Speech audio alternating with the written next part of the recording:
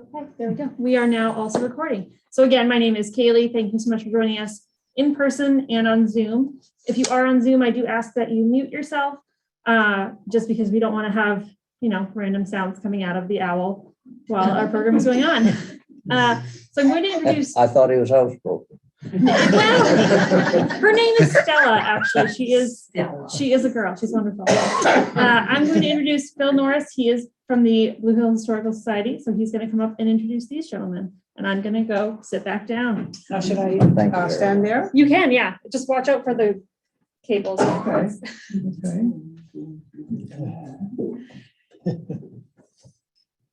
Well, in the fall of 2018, I was in the old cemetery on Union Street, the old settler cemetery. I was doing some tree work. I was overseeing the 5 ancient red oaks that were coming apart, and we had to remove them, a single headstone.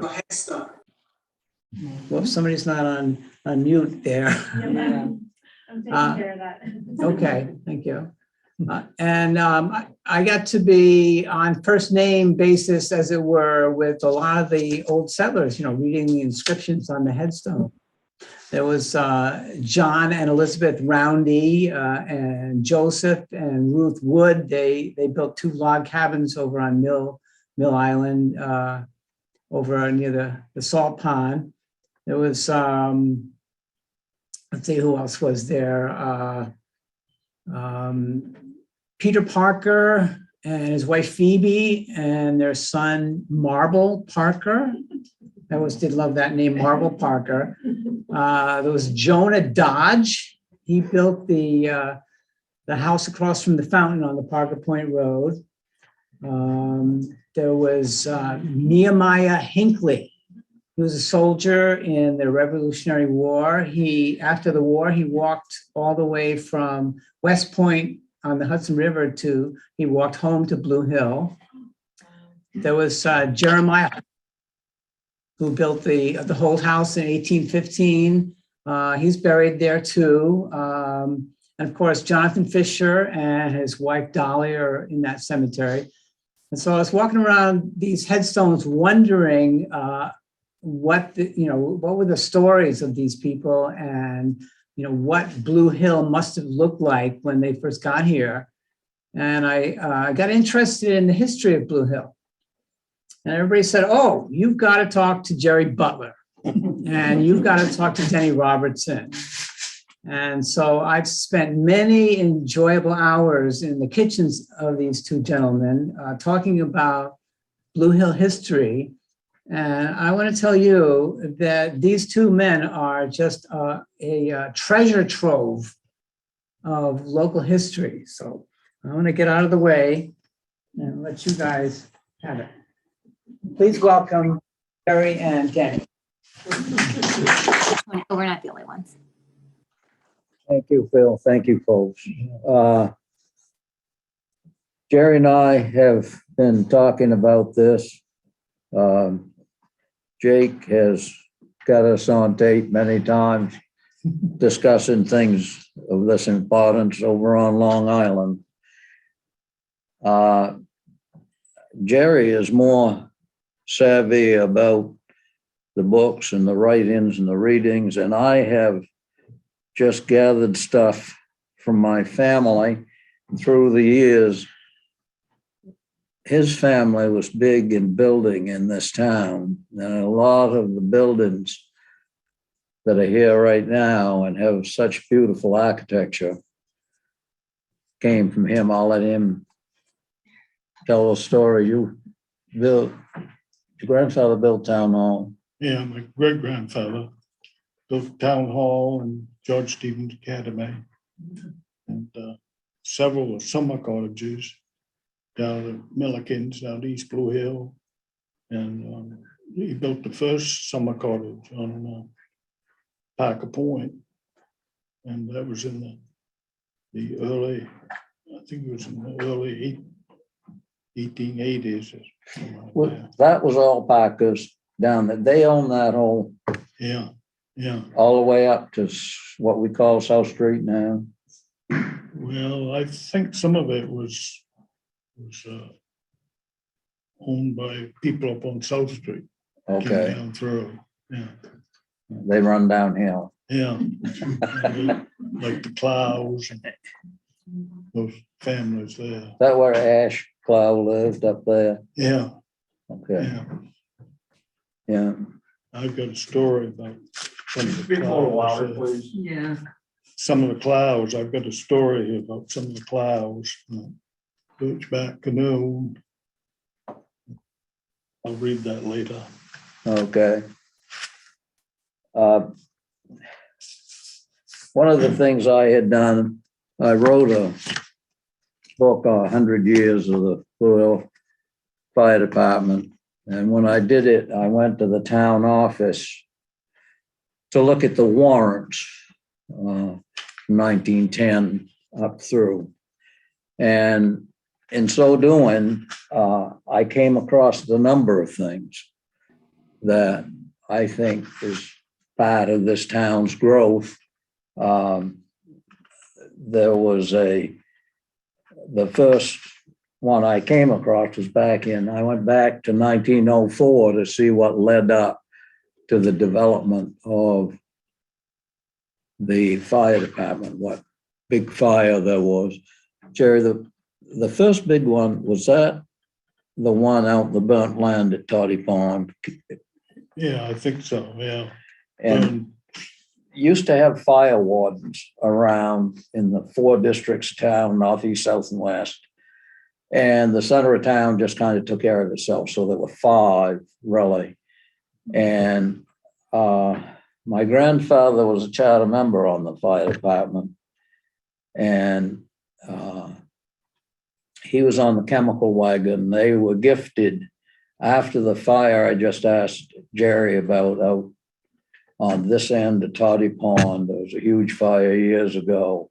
They had no equipment, nothing. So neighbors got together in the bucket brigades or whatever you could do, digging it out with shovels and stuff. And so seemingly that was the beginning. And Ed Brooks was a summer fellow down to East Blue Hill. And he found 2 pieces of fire apparatus, horse-drawn. One was a force pump, which had a walking beam that men got on each side and ran it up and down. And they were quite efficient, but quite exhausting too. And I never saw any of the old fire equipment. The chemical wagon, I knew what it looked like because there were quite a few of those around Hancock County.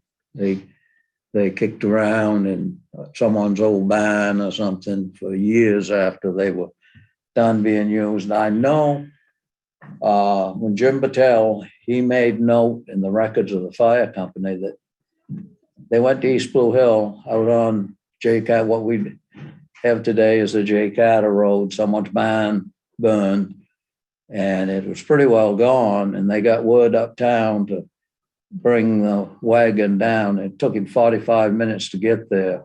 There were a series of SPCA watering troughs down the East Blue Hill Road. Wherever there was a spring, they would put it on the downhill side and it would constantly refill. And it was a granite watering trough.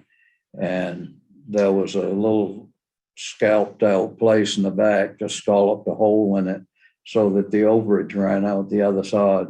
And they'd stop there and rest the horses and water them.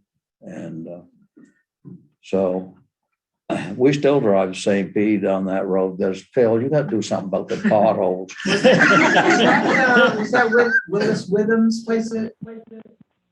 No, I don't think it was. Can't remember to save me, but I think it was back this way in the region of Johnny McGraw's place right there. And so, but when I went through the books, I saw stuff that it really held my interest in, and there were things that talked about when there was a record of the W.O. Hodgson sold land to Farnsworth Packing Company down in South Blue Hill. That was the first sardine, mackerel, and primarily clams, I think. I don't think they ever did vegetables. And they didn't do vegetables in Blue Hill Canyon, did they? They did it over Penobscot. Yeah, no, I don't think so. Yeah, They did, of course, there was a canning factory on the town wall. yes. And my great grandfather, it's belonged to somebody, he rented it. He had it for his carpenter shop. Did he? Yeah, it crossed the brook there where that brook runs down. Yeah. Which is partially covered over now. And he had some kind of a saw in there that run with a flywheel on it. I guess you had to crank it. Like some kind of rip saw. It was. Huh. Yeah. There are things in here. Blue Hill they had to work in the various districts. We had 22 schools. And they were all around town, and they were fairly close together. And down in South Blue Hill, there was one up by the falls, one down pretty well to the cemetery. And they hung on for quite a few years, and up into the 40s, and then the Consolidated School came in here. And by the time we got to high school, they thought there wasn't no hope for us. And but Jerry, you got a yarn you want to read about? Well, yeah, I can read one. I just wrote this down. It was Main Street in the late 40s, 50s, and 60s. I started at A.B. Herrick's carpenter shop, what is now Hammond Lumber. And he had a complete carpenter shop there with saws and a lathe and drill press and bandsaw. And they had a cabinet shop in the basement. My father worked there for almost 40 years. And one time I remember he telling about, well, B's got, that's what his name was A.B. Herrick. And they was called him B. And Couldn't pronounce, eh? And he said, well, right in the summer there one time, I remember he said he had 20 men working. Yeah. Yeah. And then next door was Groves Eldon Herrick. And he worked for his Uncle B there for quite a while, running the shop. And then he went into business of radio repair. And of course, in the 50s, TV came on, and he had sales and repairs. And he even went around, put up the antennas. And then that was also their home with his wife, Anna, and Eckley. And it's now where the post office is. Yeah. And across the road, Mickey Gray's barber shop, now the coffee shop. And next on the same side, I can just remember some old building there. Then the Holt Company from Ellsworth set up a small filling station there. And I always remember going down there, and it was complete with a pinball machine. And I remember going there with the older boys who running it. I didn't play the thing, but I remember John Clapp and some of Manley Bragdon, some of them playing that pinball machine. And then, of course, across the road, Mark had his main garage. Well, Mark didn't own the Holt place until later, and he built it over into welding shop. And then his main garage was across the same building now as the Blue Hill Garage. and did auto maintenance and repairs, had gas pumps, but now no gas pumps. And the office was sometimes a gathering place of locals. And in November, a deer tagging station. And Mark had a candy case and a soda machine. And I can now see Hartley York, he comes from East Blue Hill. He was a local that always came in there, and I can see him now munching his favorite candy bar.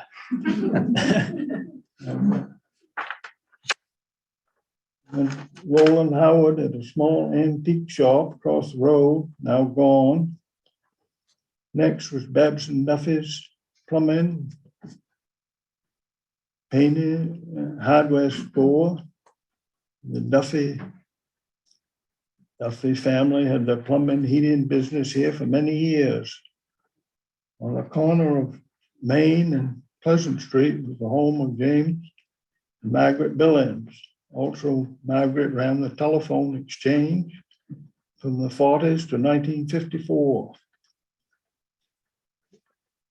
These exchanges operated 24 hours a day. And they even had a hookup there to turn on the fire whistle at the station after receiving the fire call. And on the opposite of Main and Pleasant stood the Barrett House, a two-story. Jerry, can I interrupt you? Yeah. You don't remember when you actually had to like speak to the operator, do you? You know, you couldn't just dial a number, you had to speak to an operator and say, I want. Oh, yeah, that was what it was, the Oh, yeah? telephone, yeah. Yeah, my two sisters worked there. And they used to get calls from people about where somebody was, you know, they could trace them on the telephone. You said hello, there'd be 13 people say Yeah. hello back. That's all that. And I remember my sister telling about, there was a lady living off Blue Hill, and it was kind of a stormy, one of those stormy nights. And she wanted to get the police, she said, because there was a car stopped in front of her house. And of course, in those days, a windshield raced up, and people, she claimed they was desperados with masks over their face. My sister didn't turn it in. She knew this little old lady was kind of nervous.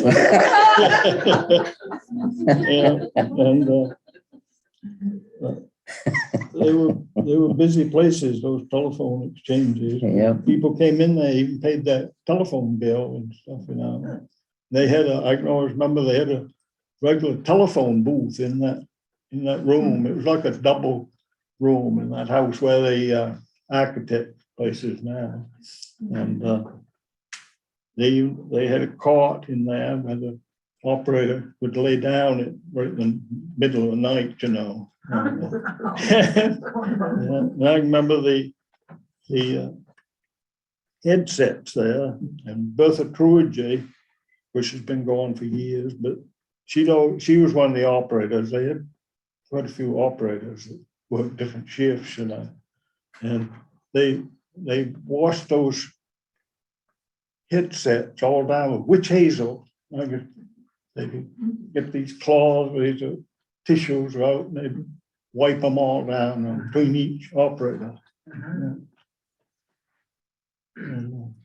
The Ellsworth Fire, Jerry, that they took over. Yeah, Ellsworth's phone office burned, yeah, and that was what, 33, yeah. 32, 33, somewhere there. And they did that, and then I think, didn't other women in Blue Hill have a soup kitchen over there? And they cooked in the evening. The next morning they went over and provided grub. Yeah, I think there was something to do with the Red Cross. Yeah, I do too. Yeah. Yeah. And then, of course, the Barrett House is where the filling station is now, what's left of it. But that was bought by Weber Oil, and they took down the brick two-story brick building. I can just remember that building. And then they back across on the other side was the Odd Fellows building. With when I was small, I think Babs and Duffy rented part of it and had appliances and stuff in there. Then it became the post office. It was there for many years. And then I just went as far as the Charles Westcott blacksmith shop, which is now a restaurant. He made iron signs, and I was, Dan and I were just speaking about going in there and watching the different work they did in there.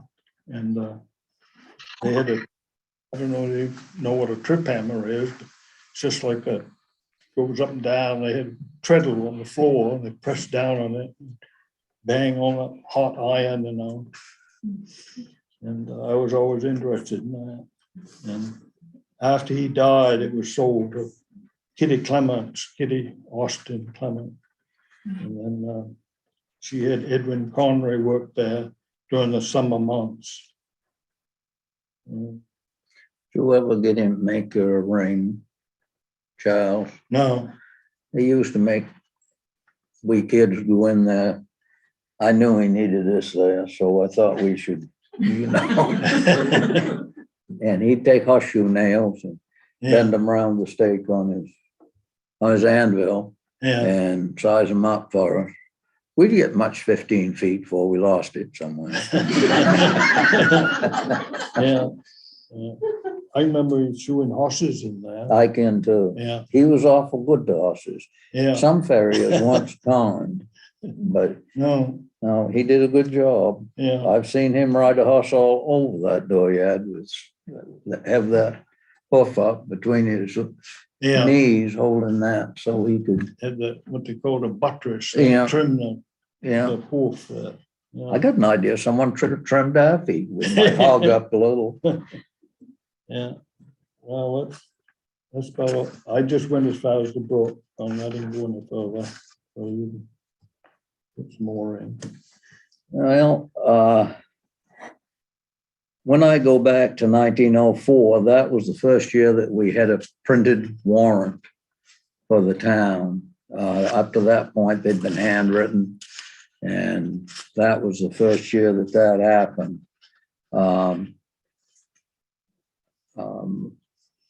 My great uncle and great grandfather, Ralph and John Duffy, got their first wear license application for Long Island on the lower end of the island. And I still own a piece of that property out there. And as a kid, I can remember going out. They'd pick us, they'd come, they were living out there. They'd come pick us up over at South Belleville Wharf and take us out there. And before we left, they'd shorten up the twine in that wear, and that'd be bushels of mackerel down there. They'd bail out a goodly amount for us to take home. Danny, how do they communicate with you? How do you communicate between Long Island and Blue Hill? Well, it was primitive. They had once a week, they would pick up mail, and they used to row back and forth, or if they had a dory, they'd sail over and sail back to the island.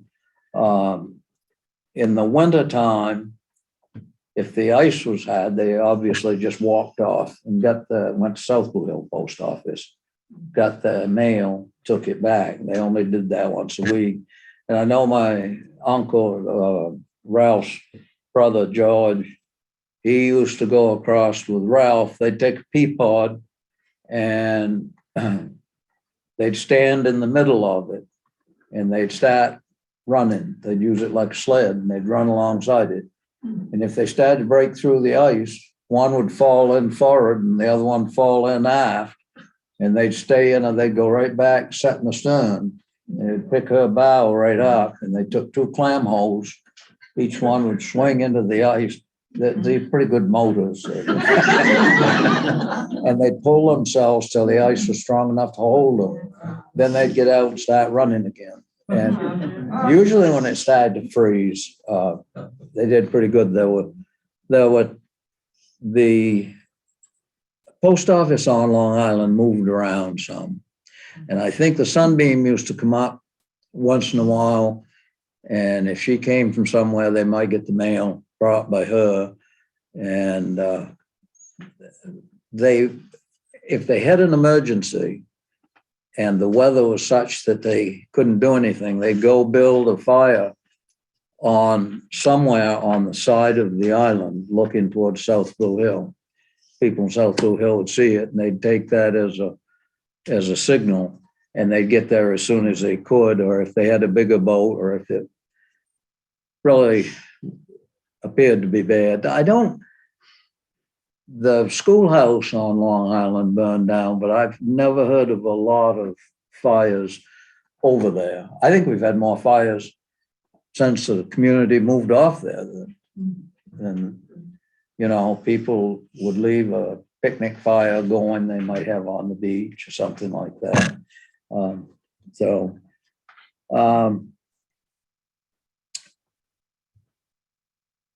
There was a wharf permit over there for Deep Cove, and it was Blue Hill Bay Lumber Company, which was owned by Roy Allen.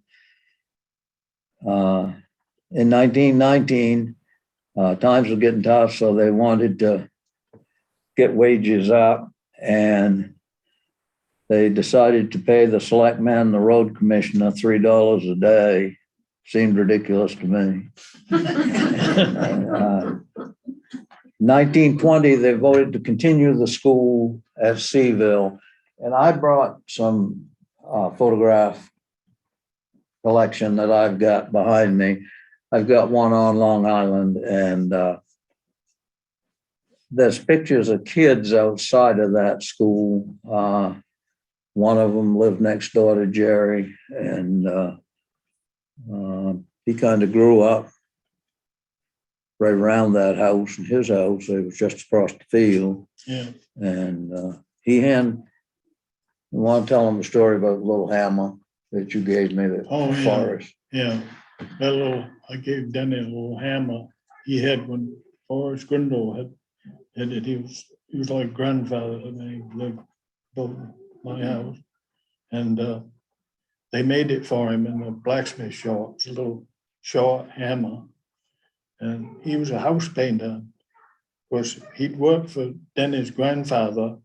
And back in those days, when they used to paint pails, they didn't throw it away. They burned them out in the stove. Then they cut the rim out. And that little hammer, he used it for years and pounded the raw edge where he'd used a can opener. And then they cleaned the buckets all out. And then they put white shellac on them.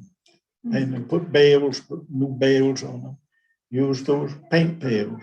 Yeah. Recycled, I guess, what you'd call. Yeah. Yeah. There was in 1921, there was a special town meeting in May for the selectmen to give permission to sell the school and lot on Long Island, and they did. I think the next winter, the school was taken off. The first one had burned, and Edmund Mayo won the contract to build a new school, and it was $800, and that was the one that was left there. When they sold everything out, somebody bought it over North Brooklyn, and they had auction drag it off on the ice and took it over at North Brooklyn. And they always said auction was so slow they couldn't fall through and drown. It'd take them too long. And there was a prohibition of fishing in Norris Pond that was revoked. I think this was this was still in 1921. There was a beginning of an upsurge of people being interested in taking care of wildlife. They needed the wildlife food, and they closed deer hunting for 2 years. And I think they closed fishing on the mainland for a few years. And so, Denny, I got a question. yeah, How did that pond get its name? Because on all the old maps, it's Noise Pond. with a Y. Yeah. N-O, yeah. Jerry, do you know? No, I don't know. I don't know I either. think it's just All right. How did the kingdom get somebody's- its name? pronouncing it different, that's Yeah, all, that's yeah. Do you know how the kingdom got its name? Well, that was from the owner, wasn't it? King Arthur Wood that lived out Okay. there. Yeah, Yeah, Yeah. he was a big landowner out there. That's how he called it his kingdom. Okay. Yeah. yeah. How about the Devil's Half Acre? How'd that get? Well, I think it was a purification ceremony. Actually, I only lived there for 18 years, and that's the longest time before I figured out why well, never mind. That right there, Phil, is Devil's Half Acre, that Yeah. photograph. Pass that around, people can look at it. All those houses are gone now. They've been torn down, and it's right out back of Marilyn Hinckley's store. You go right down and through there.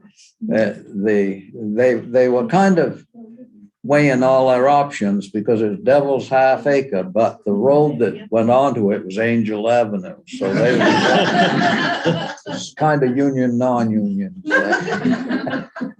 Benny, I have a quick question, and that is, why do you think there was such an upsurge in interest in wildlife in 1921? I think it's because people needed it so bad and there was a shortage of it. Now, I don't know what killed them off, Greg. I've got another one that we don't have rabbits up here. We have varying hares. And they got a disease. And I think was tularemia? Yeah. So, It was tularemia, and it could be fatal to I see. people. So they saw both sides of the equation. They had the need, and they also needed protection. Right. And so that, I think, spurred the legislation that ensued and followed. So it was state legislation? Yeah, it was state legislation that did it. There was no deer hunting in Maine for? No, it was down, I think, select places, Long Island, in the whole of Long Island, it was closed. And I can remember my uncle and his two boys were living out there, and they saw a doe swim ashore one day, and the father kept circling out ahead of the deer, and they chased it 4.5 miles from the south end of Long Island to the north end of Long Island and killed it up there. Then they walked back the length of Long Island, rode out around, put it in a peakboard and rode it back. Wow. Well, there wasn't nothing on television. So in 1925, in March, Piper's Express was founded by Lou, Art, and Hattie Piper. And that was down in Piper Square, down where the Pendleton House is, right there. That was a freight building. I had done Jerry and I, when you get ancient in Blue Hill, they have you do stuff, and we get a chance to go back to the Consolidated School. But they've done this for years, and the student would ask us what we did, and in our youth when we were doing. So I had done some things here and illustrated them. One's on Smeldon, and you go through it, and it kind of gets more confusing, and it goes back to Smeldon again. And then I've got railroad cars and And I got a picture of Piper's Express in here. I can remember going fishing out on the bay with my father, and if it was a late afternoon tide, mother'd let me go, and I'd probably get off about midnight. And we'd come back. We used to get as much as 100 pounds, and they had wooden boxes, and we'd shovel in a little snow, put a layer of smelt, shovel in a little snow, another layer of smelt. When you got to the top, you nailed the cover on, and you had the little postcard-sized advertisements or address lists for down to Boston, on T Wharf or Fulton Fish Market in New York. And you take those things down, put them in the dooryard of Piper's garage, and in the morning they'd throw them on the freight truck, take them to Ellsworth, put them on the train, and your fish were fresh when you caught them, and that's about as close as you got to fresh fish. So by the time they got to Boston, I can imagine they might have been a little raunchy. So you got another yarn? Yeah, this was written by S. Wood, by my neighbor there. He wrote it in 1968. And told about living as a young boyhood, early manhood on Long Island. And he was brought up by his grandfather, grandmother Grundle. And it says that one time he lived in the Dunham house, but later moved to a house near the Granite Wall. And he used to wander all over the island, went to Ben's Cove, that was named for Ben Cove, later went to North Brooklyn to live. I went to the big Millbrook field. There was once a sawmill and also a grist mill on the Millbrook, but they were gone long before my day. I went to Skays Quarry and Ledges. Sometimes I walked to Maxfield, that's way on the head of the island, and visited neighbors on the way.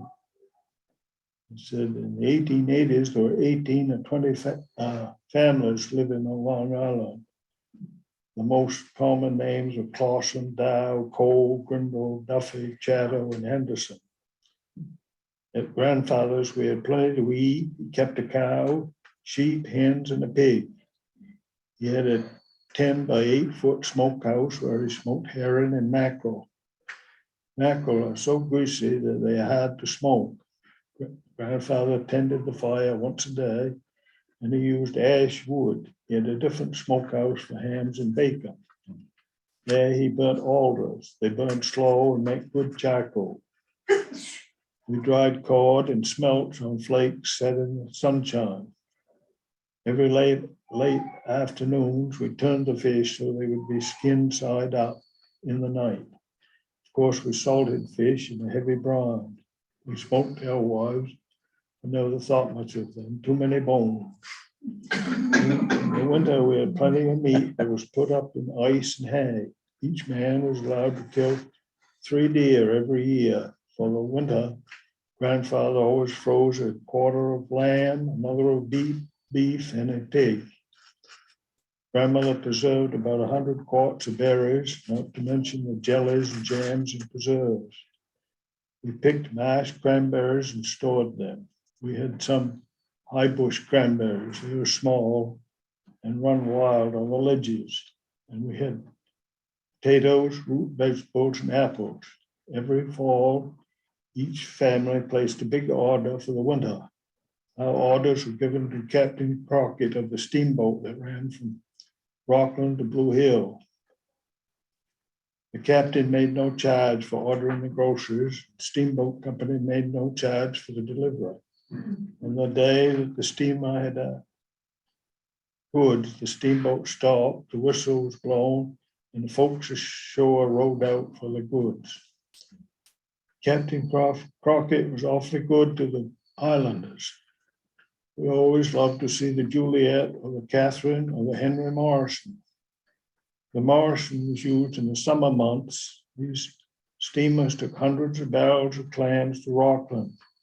The charge was 25 cents a barrel. Sometimes we rode over to North Brooklyn to trade at the stores owned by R. Dean Hale and Herbert Hale. I was pretty proud when I was allowed to row across on my own.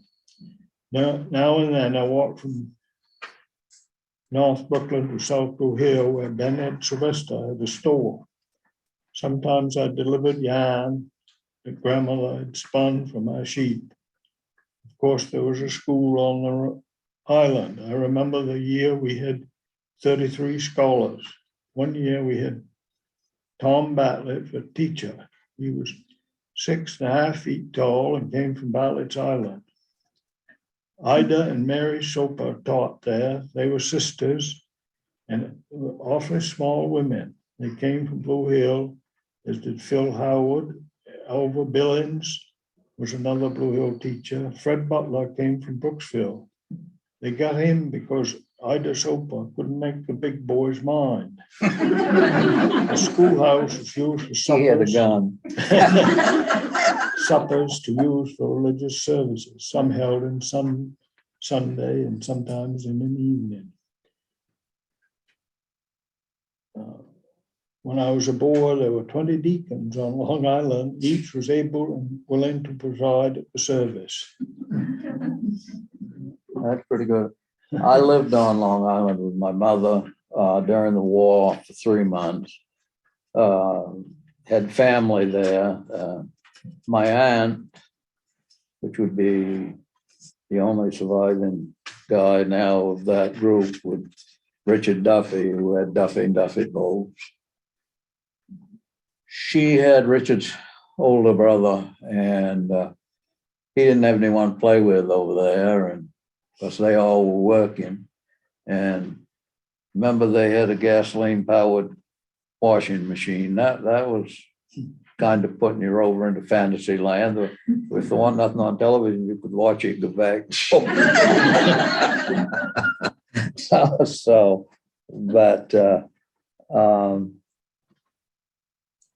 Back then around here, there wasn't a lot going on. There was a laundry at the mill stream. Speaking of that photograph that's going around with the pictures of down here on Mill Street, that's where the laundry was. There was a dam across the Mill Brook at the end of the Osgood Mill Road. Was that the name of that, the Osgood Mill? Yeah, I think originally it was the Yeah. West Mill, wasn't it? Yeah, I think it was split in two. I think they had Angel Avenue up above because I lived up there. Yeah. And then it went into the Osgood Mill Road and went across and cut over on sort of a terrace and went up onto Pleasant Street. And the dam that they used for water power was the road, also the bridge that took them across. You didn't want to lose a wheel out there. In 1926, they voted a road commissioner term at 3 years. And then in 28, taking of wild hares prohibited by inland fish and wildlife. And that hung on for a long time. It hung on up after the war. It was still, everyone was scared. It seemingly, I think what they were fearful of, it was a disease of the blood. And if you cut yourself while you were cleaning the rabbits, that's when the opportunity was the freshest. And in 1932, they had to have a little controversy, so they decided they'd try to merge the tax collector and treasurer. That didn't take.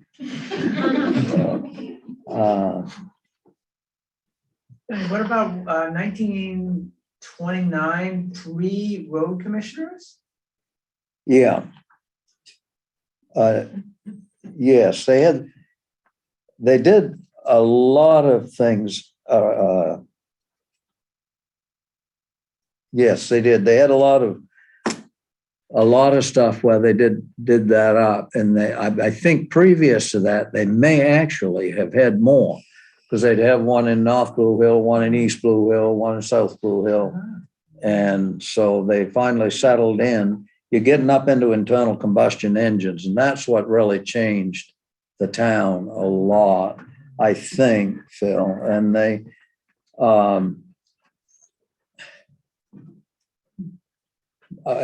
there wasn't a lot of traffic or a lot of cars. And I can remember this, I have it on record here, it happened in 32, but they used to close the roads for coasting in the winter so the kids could slide on them. They didn't use a lot of salt or sand, and so the roads were kind of pre-iced, and you could tell because the Model Ts would be in the woods.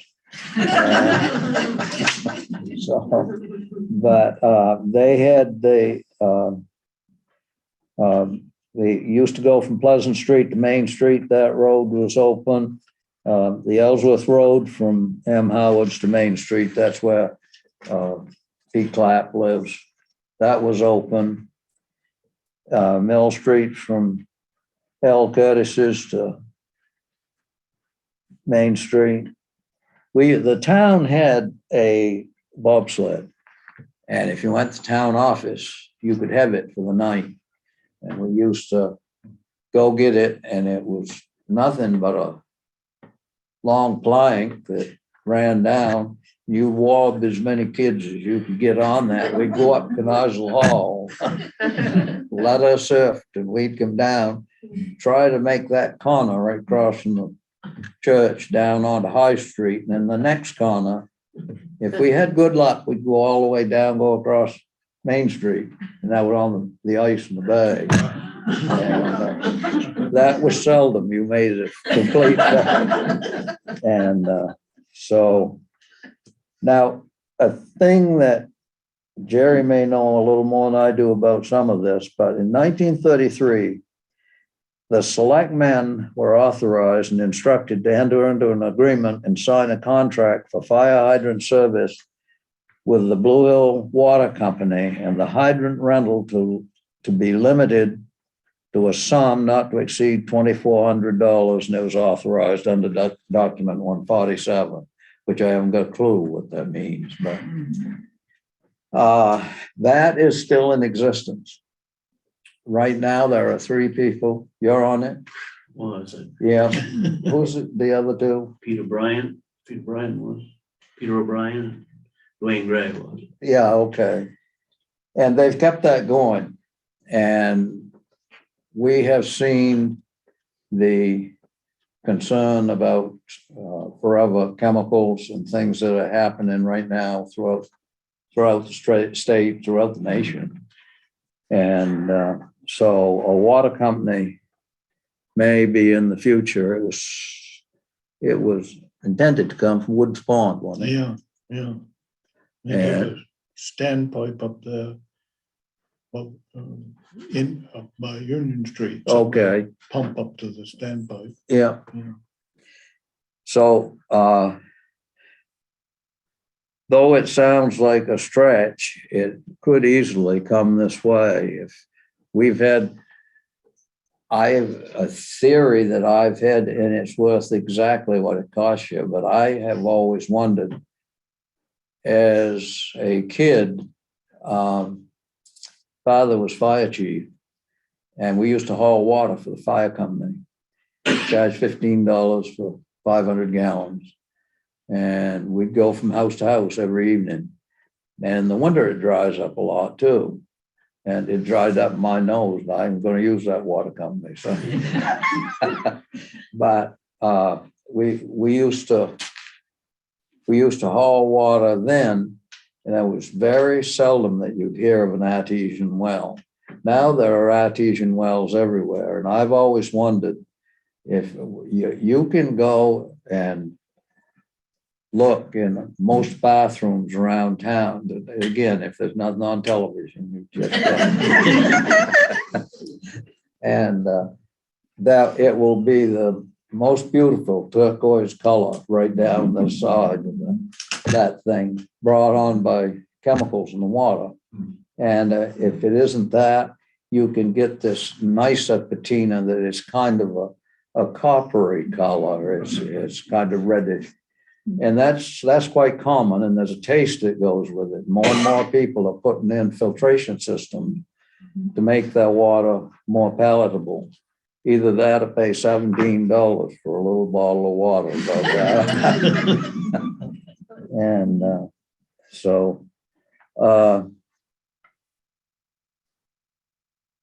do you know anything about the Osgood Grist Mill? No. I don't either. No. I don't either. Phil's got it down. I think he's trying to trip us up here. What do you know about the I think Osgood? those, Blue Hill is a fine town. It lies beneath the hill, and through it runs a rapid stream that runs the Osgood Mill. And that's right where the dam, what you were talking about. Yeah. Yeah.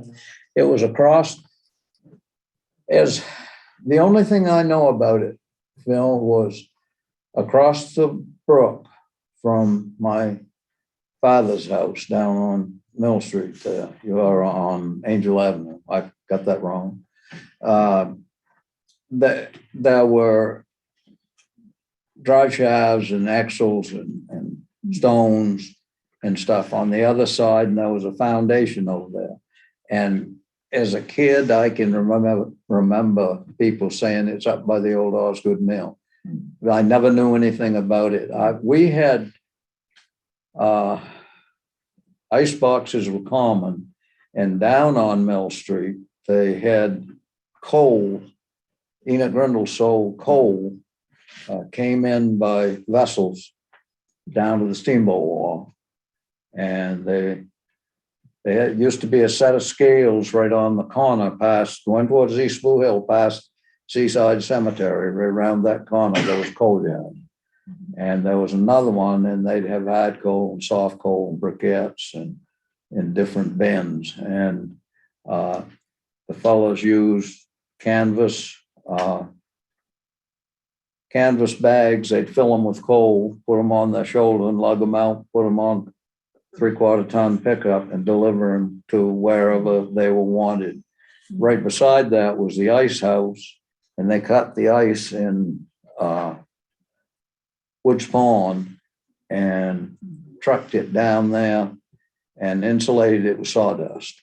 And you'd have sawdust, layer of ice, layer of sawdust up through. And it was before insulation, and I can't remember this. I know my father's house was insulated with leaves, and I always felt that they did that so if it caught fire, it would burn quicker.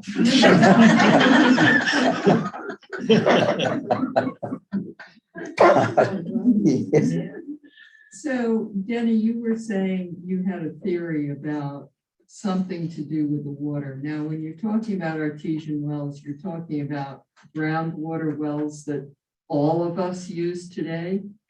Yes, with a pipe and Yeah. yes. So what's your theory? You think there's dangerous chemicals? No, I think they shook up I think they broke the structure of when they got down into hard pan or into ledge. Yeah, It shattered it. So you'd have a beautiful well right here, and then 4 or 5 get drilled around it, right. and they all would have the colored water. It would taste, Yeah. and it might affect the amount of fall.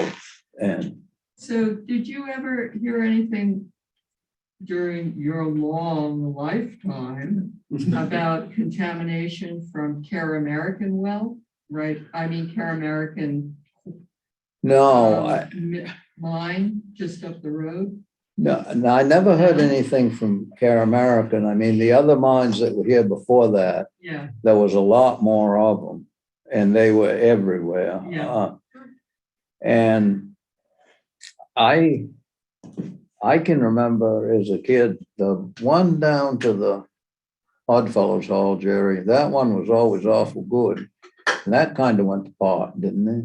I think so, yeah, I used to run out with it. It was a true artesian. Yeah, A true artesian will run it, you don't need a pump.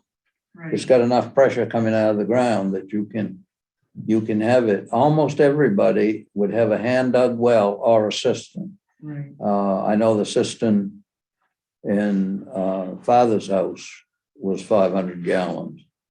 And he'd get me to help him drag hose out there and fill it up with a fire truck and then tell me how I did it wrong, almost every time. And, but that,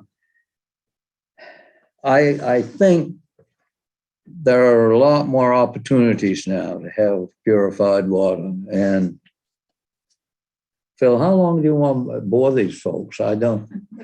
yeah. It's supposed to be an hour, but I think we'll take questions when we. Well, Yeah.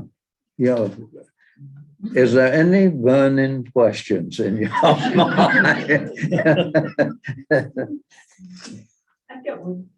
I know this is long before your time, but I'm wondering if you've heard stories that Nehemiah Hinckley built a boat way up on Beach Hill Road and that they towed it with oxen all the way down through to the shore. Have you heard anything about that? Do you know anything about that? Yeah, it was up on what we call now the Range Road. Oh, it was on the range. It wasn't Hinckley Ridge. It was on the Range Road. Yeah, Okay, well, that makes it It's a in, little easier. it's in Candidate's book Maybe that's where I heard it. in the second volume. You got the second one. Yeah. Apparently he lived up there. Look, Denny and I remember the Walter Latham place. Then it was Dennett's. I don't know who was that. I don't either. It kind of It was that shifted. big cape that's up there before you get to the woods up on the ridge and you go up along there. Yeah. I'll find the place. Maybe it's in here. I know it is. I think they have like 100 teams of Something oxen. like that, yeah. Yeah.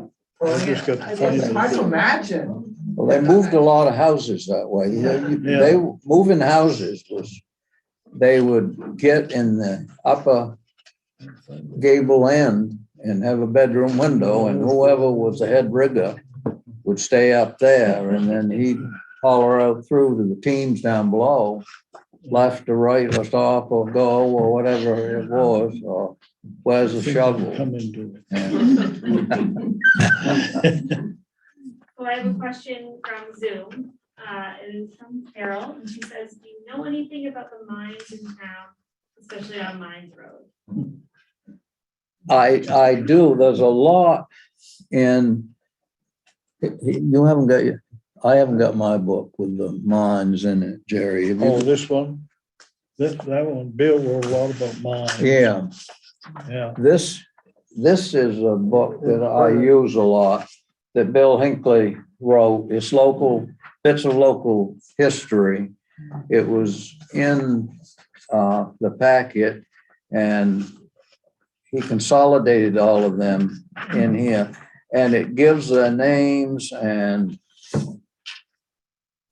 Here's a stall certificate. You can pass that around.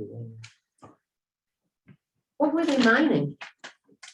I think they primarily were after copper, but they would take, didn't they say with these last mines that were here, Care American, and then there was enough gold and silver to pay for the harvest of whatever they were, but they go for zinc. Did they get? Yeah, I think so. They got Yeah. zinc out here.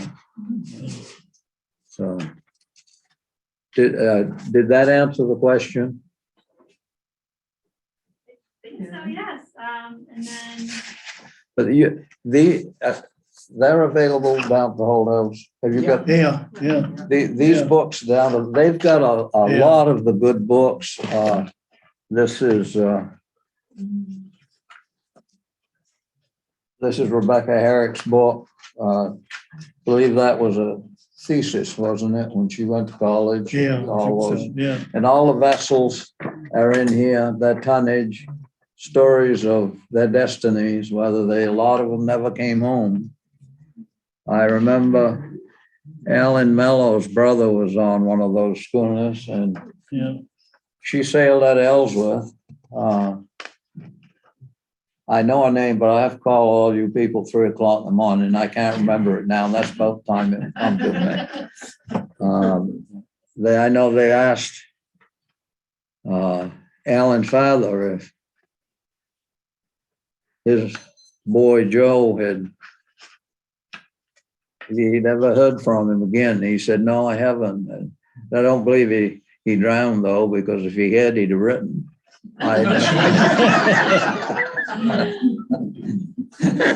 Excuse me, with the ships, where was the Dodge, something where they built the ships? Dodge? down the Dodge Shore. The Dodge Shore is down by the fountain, Oh, okay. and they built smaller friendship sloop type things on Long Island. Was it Dudley Calton that built them in the salt pond? Were they his? I think so, yeah. They built 2 inside the salt pond. And at that time, I think they were using a ferry. I don't know if it was a rope ferry or not, but that's what they used to go across the falls. So when they got them built, they didn't put any ballast in them, which usually was round rocks about that big, and they put enough in so they handled, trimmed out right. And they got them out through the falls. I got an idea by the time they got going down through those rocks and out through, that constipation wasn't the trouble with them. I found a piece about the schooner. It was the schooner Saint, I guess we call it Leon, but Leon. Yeah. Was built in 1837 and was hauled by 100 yoke of oxen upon the snow to the harbor of Blue Hill Village. And there's another note of that. I'll read that too. As before stated, Mr. Hinckley moved to the village in 1857, where his wife died in 1866, age 70. He died in 1868, age 78. That was Nehemiah Hinckley. Whether that was the same one that was up on Hinckley's. I think he was the son of the first Nehemiah Hinckley. And it lived up on Hinckley's Ridge. And then the next place is the Benjamin Herrick House. That's one where, well, the Goulds, who is it lives there now? I don't know. Brooks, is it something? Up there on the And the mountain road. Yeah, up the corner there on the left. Yeah. Yeah, was back in Denny's days was Rimdax. Yeah. Yeah. The place was a 2-story house built by Mr. Herrick about 1830. He was a master shipbuilder and built a number of vessels, including the schooner St. Leon, built upon the road north of the mountain at the farm of Nehemiah Hinckley Jr. in 1837, and hauled to the bay by auction upon the snow in winter.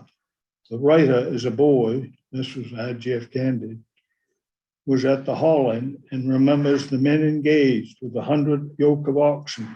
His father, being one of the 100, stopped at the Herrick House on the way to the head of the bay with a vessel for dinner.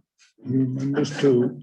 There were baked beans and Indian pudding for dinner, which to a tired and hungry boy went to the right spot. So can I ask you, you guys, you've hunted together, right? Yep. Yeah. Got any good hunting stories? They're all, which ones do you want? The honest ones? I can't remember any of them. Well, I've got one here that I was going to close with. I'm finding it.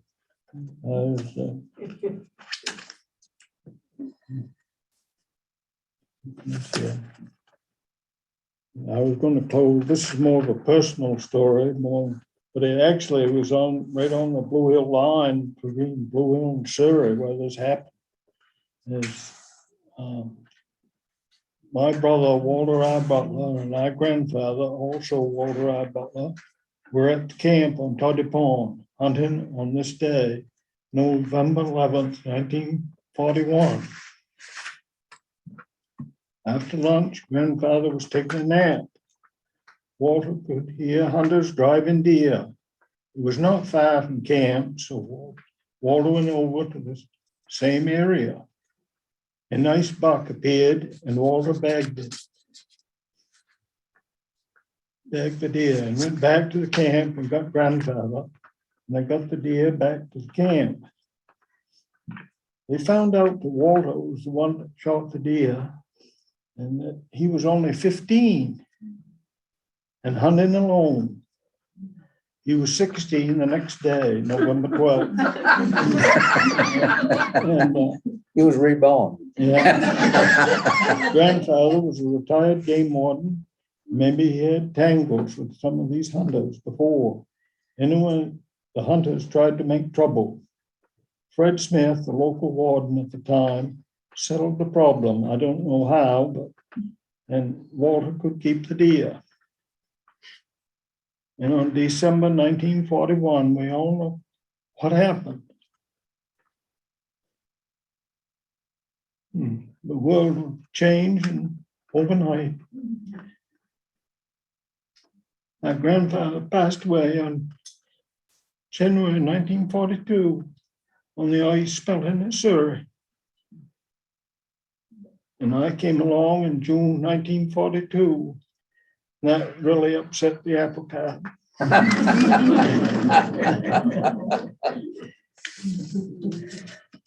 Are they, Greg?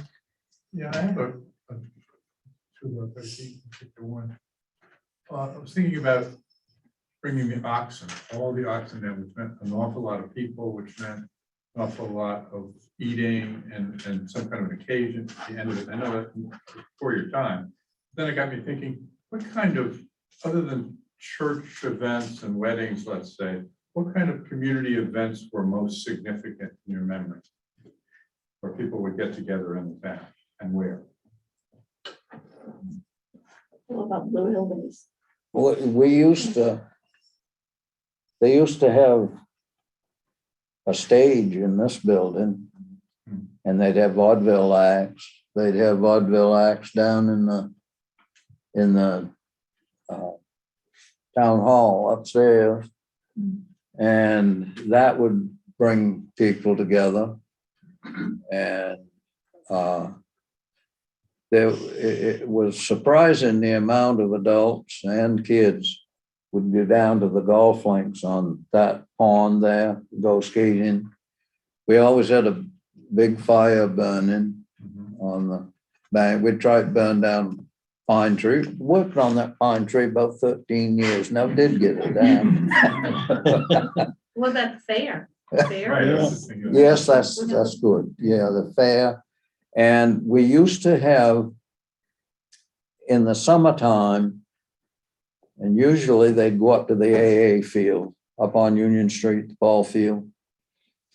They'd have a circus come in and I can tell you some stories about that.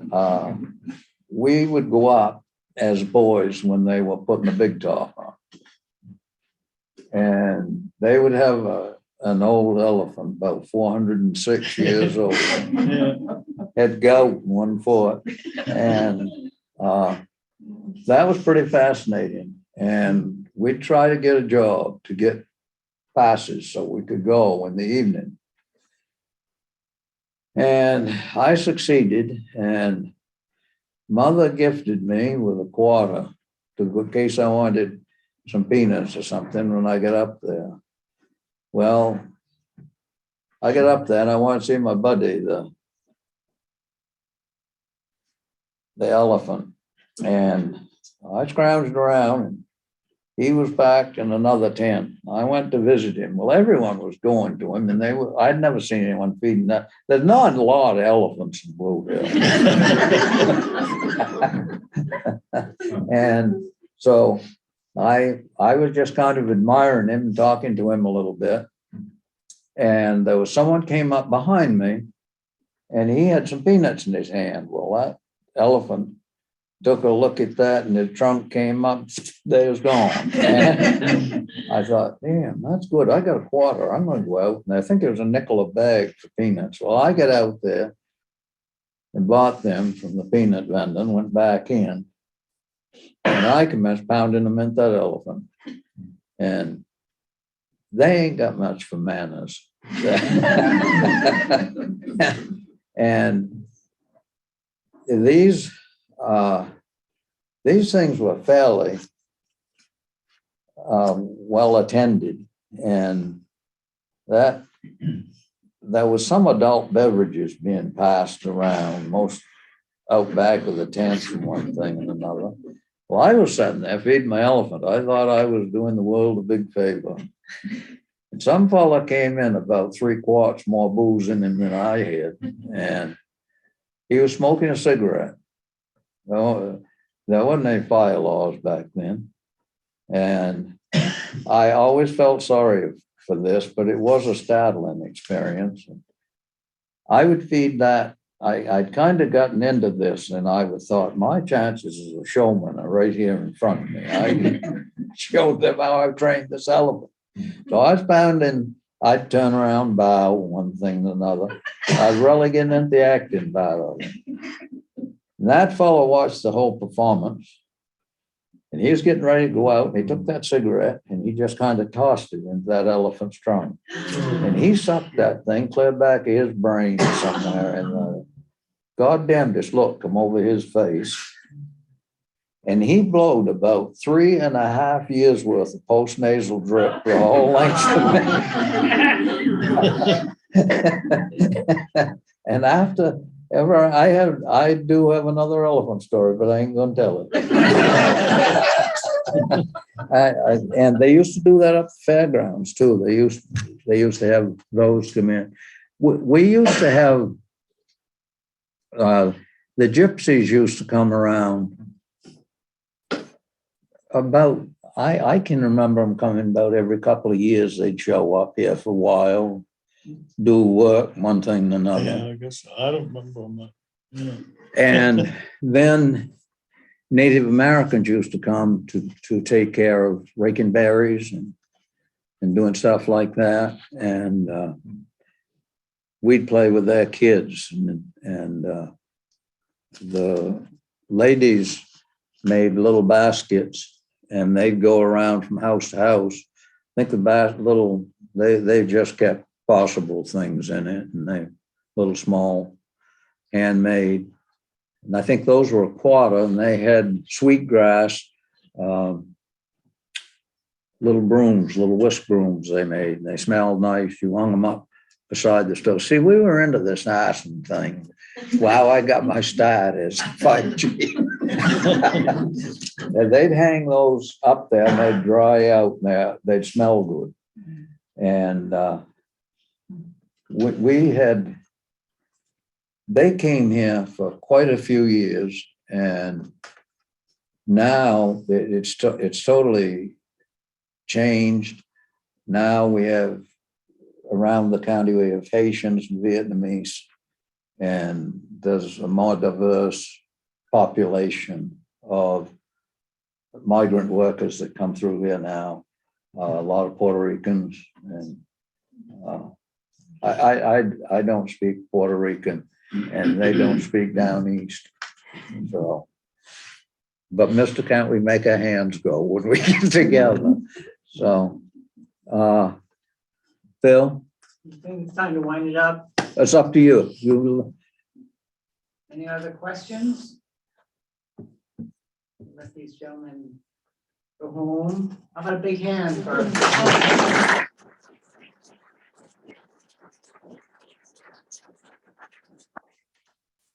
And you've got some things to show, right? If people Yeah, if people want to look at anything I've got.